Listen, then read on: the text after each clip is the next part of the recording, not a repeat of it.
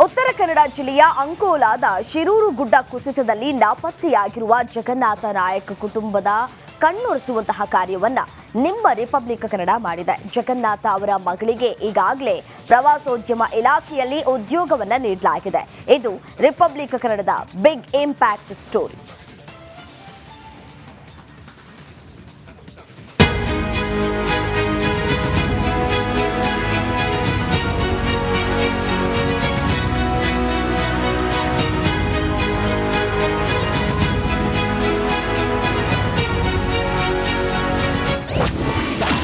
ಇದು ರಿಪಬ್ಲಿಕ್ ಕನ್ನಡದ mega impact.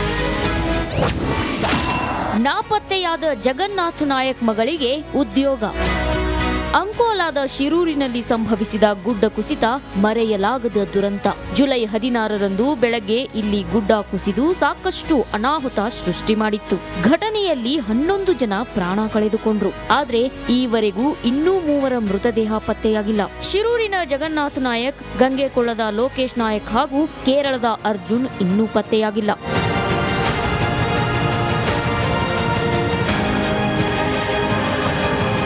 Shirur ದುರಂತ ಪ್ರಕರಣದಲ್ಲಿ ರಿಪಬ್ಲಿಕ್ ಕನ್ನಡ ನಿರಂತರವಾಗಿ ವರದಿ ಮಾಡಿತ್ತು. ಜಗನ್ನಾಥ್ ಕುಟುಂಬದ ಪರಿಸ್ಥಿತಿ ಬಗ್ಗೆ ಸರ್ಕಾರದ ಗಮನಕ್ಕೂ ತಂದಿತ್ತು. ಜಿಲ್ಲಾ ಉಸ್ತುವಾರಿ ಸಚಿವರಾದ ಮಂಕಾಳ ವೈದ್ಯ ಹಾಗೂ ಕಾರವಾರ ಶಾಸಕರಾದ ಸತೀಶ್ ಸೈಲ್ ಉದ್ಯೋಗ ನೀಡುವ ಭರವಸೆ ಕೂಡ ನೀಡಿದ್ರು. ಇದೀಗ ಕೊಟ್ಟ ಮಾತಿನಂತೆ ಜಗನ್ನಾಥ್ ಅವರ ಮಗಳು ಪಲ್ಲವಿ ನಾಯಕ್ ಅವರಿಗೆ ಪ್ರವಾಸೋದ್ಯಮ ಇಲಾಖೆಯಲ್ಲಿ ಉದ್ಯೋಗ ನೀಡಲಾಗಿದೆ. ನಮ್ಮ ಜಿಲ್ಲಾ ಪ್ರವಾಸೋದ್ಯಮ ಸಮಿತಿ ವತಿಯಿಂದ ರಿವರ್ ರಾಫ್ಟಿಂಗ್ ಮತ್ತು ಮೇಲುಸ್ತುವಾರಿ ಸಮಿತಿ ಅಂತ ಅಂದ್ಬಿಟ್ಟು ನಮ್ಮದು ಒಂದು ಸೊಸೈಟಿ ಇದೆ. ಅದರ ಥ್ರೂ ನಾವು ಉತ್ತರ ಕನ್ನಡ ಜಿಲ್ಲೆಯಲ್ಲಿ ವಾಟರ್ ಸ್ಪೋರ್ಟ್ಸ್ ಟೆಂಡರ್ಸ್ಗಳು ಅಥವಾ ಹಲವಾರು ಟೆಂಡರ್ಗಳನ್ನ ನಿಭಾಯಿಸ್ತಾ ಇದ್ದೀವಿ. ಇಲ್ಲಿ ನಮಗೆ ಮಾನವ ಸಂಪನ್ಮೂಲದ ಅವಶ್ಯಕತೆಯೂ ಇತ್ತು. ಅದನ್ನೇ ನಾವು ಪ್ರಸ್ತುತಪಡಿಸಿದಾಗ ಈ ಜಗನ್ನಾಥ್ ಅವರ ಮಗಳು ಪಲ್ಲವಿ ಜಗನ್ನಾಥ್ ಅವ್ರನ್ನ ನೀವು ತೊಗೋಬೋದು ಅಂತಂದ್ಬಿಟ್ಟು ನಾವು ಸಮಿತಿನಲ್ಲಿ ತೀರ್ಮಾನ ಮಾಡಿದ್ವಿ. ಅದೇ ರೀತಿ ಕೂಡಲೇ ಕ್ರಮ ಕೈಗೊಂಡು ನಾವು ಈ ಸೋಮವಾರ ಕಚೇರಿ ಆದೇಶನೂ ಇದನ್ನು ಮಾಡಿದ್ದೀವಿ. ಮತ್ತು ಅವರಿಗೆ ಫಾರ್ಮಲ್ ಆಗಿ ನಮ್ಮ ಔಟ್ಸೋರ್ಸ್ ಹೊರಗುತ್ತಿಗೆ ಅದರದ ಮೇಲೆ ತೊಗೊಂಡಿರೋದ್ರಿಂದ ನಮ್ಮ ಹಿಂದೂಸ್ತಾನ್ ಸೆಕ್ಯೂರಿಟೀಸ್ ಇರೋದ್ರಿಂದ ಅವರಿಗೆ ನೇಮಕಾತಿ ಆದೇಶನೂ ಆ ದಿನಕ್ಕೆ ಬರುತ್ತೆ. ಪ್ರವಾಸೋದ್ಯಮ ಇಲಾಖೆಯಲ್ಲಿ ಹೊರಗುತ್ತಿಗೆ ಆಧಾರದಲ್ಲಿ ಡಾಟಾ ಎಂಟ್ರಿ ಆಪರೇಟರ್ ಹುದ್ದೆ ಸಿಕ್ತಿದ್ದಂತೆ ರಿಪಬ್ಲಿಕ್ ಕನ್ನಡಕ್ಕೆ ಧನ್ಯವಾದ ಸಲ್ಲಿಸಿದ್ದಾರೆ. ನಮ್ಮದು ಕುಟುಂಬದ ಎಲ್ಲ ಪರಿಸ್ಥಿತಿಗಳನ್ನು ಅವರಿಗೆ ಹೈಲೈಟ್ ಮಾಡಿ ತೋರಿಸಿದ್ದಾರೆ. ಎಲ್ಲ ಜನಕ್ಕೂ ನಮ್ಮ ಪರಿಸ್ಥಿತಿ ಅರ್ಥ ಆಗಿದೆ. ಆ ರಿಪಬ್ಲಿಕ್ ಕನ್ನಡದ TV ಮುಖಾಂತರ ಅವರಿಗೆ ನಾವು ತುಂಬ ಹೃದಯದ ಧನ್ಯವಾದ ಹೇಳುತ್ತೇವೆ. ಮತ್ತು ನಾವು ಅವರಿಗೆ ಯಾವಾಗಲೂ ಚಿರಋಣಿಯಾಗಿರ್ತೇವೆ. ನಮ್ಮ ತಾಯಿಯವರು ಅಷ್ಟೇ ಇದ್ದಿದ್ದು, ಮನೆ ನೋಡ್ಕೊಳ್ಳೋರು ಯಾರೂ ಇರಲಿಲ್ಲ. ಕೆಲಸ ಕೊಡಿಸ್ಬೇಕು ಅಂತ ರಿಪಬ್ಲಿಕ್ ಕನ್ನಡದವರು ಅವರು TV ಮುಖಾಂತರ ಮನವಿ ಮಾಡಿದರು ಸರ್ಕಾರಕ್ಕೆ. ಅದೇ ರೀತಿ ಈಗ ನಮ್ಮ ತಂಗಿಗೆ ಒಂದು ಹೊರಗುತ್ತಿಗೆ ಆಧಾರದ ಮೇಲಾದರೂ ಒಂದು ಕೆಲಸ ಕೊಟ್ಟಿದ್ದಾರೆ. ಅದಕ್ಕೆ ನಾವು ರಿಪಬ್ಲಿಕ್ ಕನ್ನಡದವರಿಗೆ, ಸಚಿವರಿಗೆ, ಶಾಸಕರಿಗೆ ಎಲ್ಲರಿಗೂ ಧನ್ಯವಾದ. ಮತ್ತು ನಮ್ಮ ಅದು ಇದೀಗ ಸ್ವಾಮೀಜಿಗಳು, ಪ್ರಣವಾನಂದ ಸ್ವಾಮೀಜಿಗಳು, ಅವರು ತುಂಬ ಪ್ರಯತ್ನ ಪಟ್ಟಿದ್ದಾರೆ, ಹೋರಾಟ ಮಾಡಿದ್ದಾರೆ. ಎಲ್ಲರಿಗೂ ಧನ್ಯವಾದ ಹೇಳ್ತೀವಿ ಸರ್. ಕಳೆದ 50 ದಿನಗಳಿಂದ ಮನೆಗೆ ಬಾರದ ಜಗನ್ನಾಥ್ ನಾಯಕ್ ಅವರ ಕುಟುಂಬ ಇನ್ನೂ ಕೂಡ ಕಣ್ಣೀರಿಡುತ್ತಾ ಕಾಲ ಕಳೆಯುತ್ತಿದೆ. ಅವರ ಮಗಳಿಗೆ ಉದ್ಯೋಗ ದೊರಕಿರುವುದು ಕುಟುಂಬದ ಸಂತಸಕ್ಕೆ ಕಾರಣವಾಗಿದೆ. ಶೇಷಗಿರಿ ಮುಂಡಳ್ಳಿ, ರಿಪಬ್ಲಿಕ್ ಕನ್ನಡ, ಕಾರವಾರ.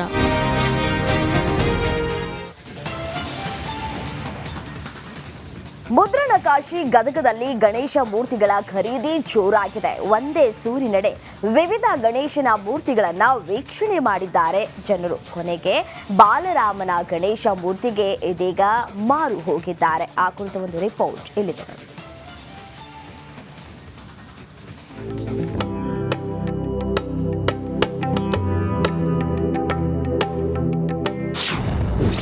ಮುದ್ರಣಕಾಶಿಯಲ್ಲಿ ಗಣೇಶನ ಖರೀದಿ ಜೋರು.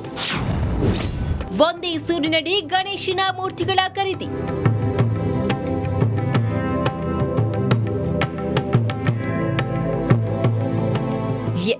ಅಯೋಧ್ಯೆಯ ಬಾಲರಾಮ ಗಣೇಶನ ಮೂರ್ತಿ.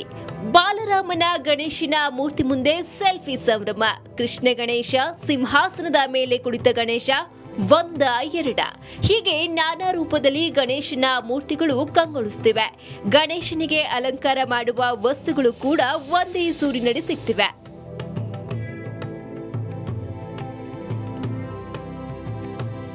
ಹೌದು, ಈ ಎಲ್ಲ ದೃಶ್ಯಗಳು ಕಾಣಸಿಗೋದು ಗದಗದಲ್ಲಿ. ನಗರದ ಸ್ವಾಮಿ ವಿವೇಕಾನಂದ ಭವನದಲ್ಲಿ ಪರಿಸರ ಸ್ನೇಹಿ ಮಣ್ಣಿನ ಗಣೇಶನ ವಿಗ್ರಹಗಳ ಮಾರಾಟಕ್ಕೆ ವ್ಯವಸ್ಥೆಯನ್ನ ಮಾಡಲಾಗಿದೆ. ಇಲ್ಲೂ ಕೂಡ ಬಾಲರಾಮನ ಗಣೇಶ ಮೂರ್ತಿಗಳ ಖರೀದಿ ಜೋರಾಗಿದೆ.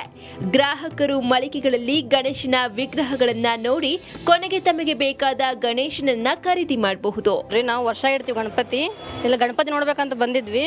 ಎಲ್ಲ ಚಲೋ ಇದಾವೆ ಗಣಪತಿ. ಒಂದ ಕಡೆ ಸಾಕಷ್ಟು ವೆರೈಟಿ ಗಣಪತಿನೂ ಸಿಗಾಕಂತಾವು. ಮತ್ತು ಇಷ್ಟು ಮಣ್ಣಿನಿಂದ ಮಾಡಿದ್ವೇ ಇದಾವೆ. ಮತ್ತು ಯಾವ ಬೇದಿನ ಬೇರೆಯಿಂದ ಇಲ್ಲ, ಮಣ್ಣಿನವೇ ಅದಾವೆ. ಎಲ್ಲವು ಚಲೋ ಇದಾವೆ. ವೆರೈಟಿನೂ ಭಾಳ ಅದಾವೆ, ಸಾಕಷ್ಟು ಅದಾವೆ. ನಮ್ಗೆ ಯಾವ ಹೈಟಿನೂ ಬೇಕು ಆ ಹೈಟಿನೂ ಸಿಗಾಕಂತಾವು. ರೇಟಿನೂ ರೀಸನೇಬಲ್ ಇಟ್ಟಾರ, ಹಾಗೆ ಜಾಸ್ತಿ ಮಾಡಿಲ್ಲ ಏನಿಲ್ಲ.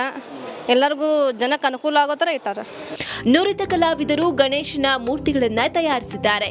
ಗದಗ, ಹುಬ್ಬಳ್ಳಿ, ಧಾರವಾಡ ಸೇರಿದಂತೆ ನಾನಾ ಭಾಗಗಳಿಂದ ಗಣೇಶನ ಮೂರ್ತಿಗಳನ್ನ ಮಾರಾಟ ಮಾಡಲು ಬಂದಿದ್ದಾರೆ. ಅದರಲ್ಲೂ ಪರಿಸರ ಸ್ನೇಹಿ ಗಣೇಶನ ಮೂರ್ತಿಗಳು, ಶುದ್ಧವಾದ ಮಣ್ಣಿನಿಂದ ತಯಾರಿಸಿದ ಗಣೇಶನ ಮೂರ್ತಿಗಳನ್ನ ಜನರು ಹೆಚ್ಚು ಖರೀದಿಯನ್ನ ಮಾಡ್ತಿದ್ದಾರೆ.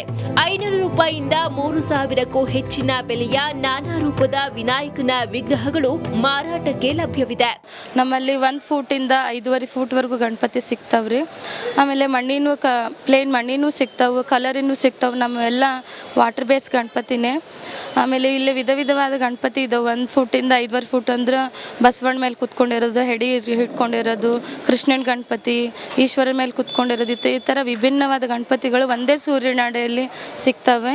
ಆಮೇಲೆ ಕಸ್ಟಮರ್ಸ್ ಇನ್ನೂ ಬರ್ತಾ ಇದ್ದಾರೆ. ಇನ್ನೂ ಸ್ವಲ್ಪ ಬರಲಿ ಜನ ಕಸ್ಟಮರ್ಸ್ ಅಂತ ಸುತ್ತಮುತ್ತಲ ಹಳ್ಳಿಯವರು ಬರ್ತಾ ಇದ್ದಾರೆ. ಒಂದೇ ಸೂರಿನಡಿ ಸಿಗ್ತಿರುವ ಗಣೇಶ ಮೂರ್ತಿಗಳ ಖರೀದಿ ಭರಾಟೆ ಜೋರಾಗಿದೆ. ಒಂದೇ ಸೂರಿನಡಿ ಗಣೇಶನ ಮಾರಾಟಕ್ಕೆ ವ್ಯವಸ್ಥೆ ಮಾಡಿದ್ದು ಮುದ್ರಣ ಕಾಶಿ ಜನರಿಗೆ ಸಾಕಷ್ಟು ಅನುಕೂಲವಾಗಿರೋದು ಮಾತ್ರ ಸತ್ಯ. ಮಂಜು ಪತ್ತರ್, ರಿಪಬ್ಲಿಕ್ ಕನ್ನಡ, ಗದಗ.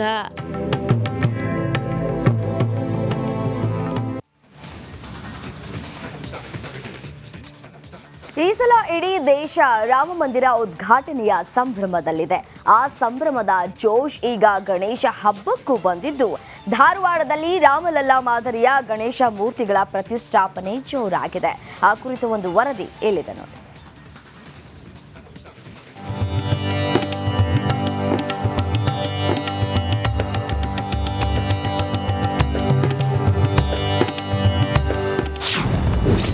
ಧಾರವಾಡದಲ್ಲಿ ಅದ್ದೂರಿ ಗಣೇಶೋತ್ಸವ.